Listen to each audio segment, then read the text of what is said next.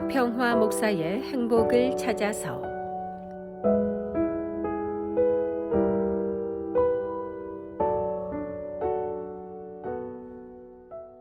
소설가 복고일 씨가 8년 만에 소설 물로 쓰여진 이름을 출간했습니다.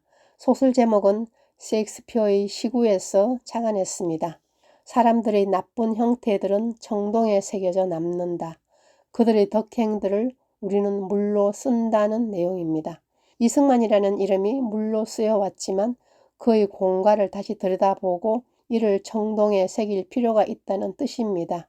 작가 복거일은 1945년 조선을 러시아의 영향 아래 두기로 했다는 얄타 밀약을 폭로하여 한반도의 전체 공산화를 막은 것은 이승만의 가장 큰 공으로 꼽을 수 있다고 하면서 이승만의 삶은 사실상 1954년 한미 상호 방위 조약이 체결되며 끝났다고 합니다.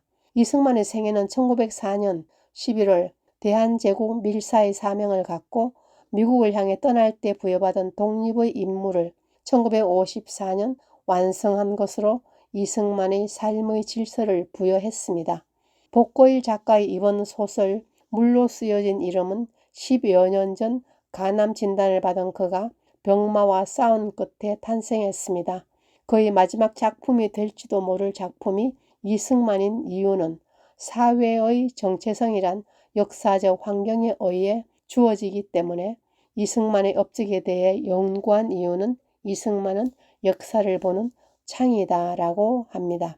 기독교 역사상 가장 훌륭한 선교사였던 바울의 정체성도 특별합니다. 바울의 일생의 전환점이 된 다메섹 사건은 그의 정체성에 결정적 영향을 미쳤습니다. 그가 다메섹으로 가는 도중 예수를 만났고 회심한 후에 그는 이방인의 사도임을 강조했습니다. 바울은 적대자들의 핍박과 공격의 대상이 되지만 결코 어떤 사람이나 기구의 권위에 의존하지 않고 오로지 하나님을 의지하여 유대적 율법주의에 맞서 사도로서의 정체성을 획득합니다.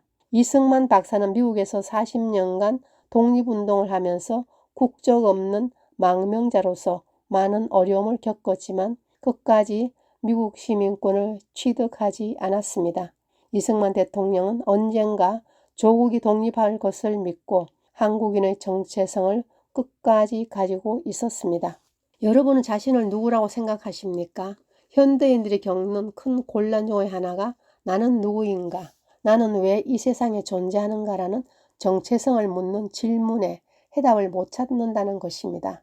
많은 사람들은 이런 질문을 생각하기 싫어합니다.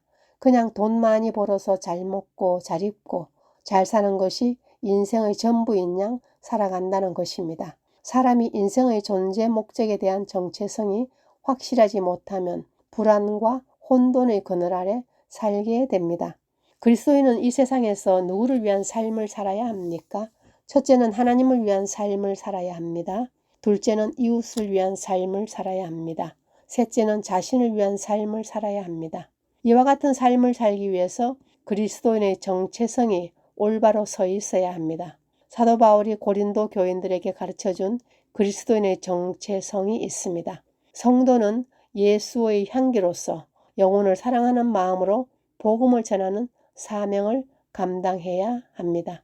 성도의 삶은 세상과 구별된 거룩한 삶을 살면서 어려운 지체들을 돌보아야 합니다.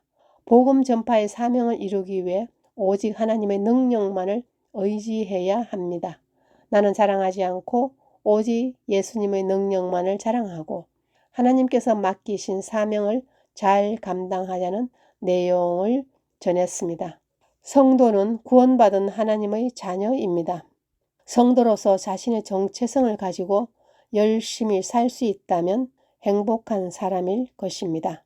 베드로전서 2장 9절 오직 너희는 택하신 족속이요 왕 같은 제사장들이요 거룩한 나라요 그의 소유가 된 백성이니 이는 너희를 어두운 데서 불러내어 그의 기이한 빛에 들어가게 하신 이의 아름다운 덕을 선포하게 하려 하심이라. 베드로전서 2장 9절 말씀이었습니다.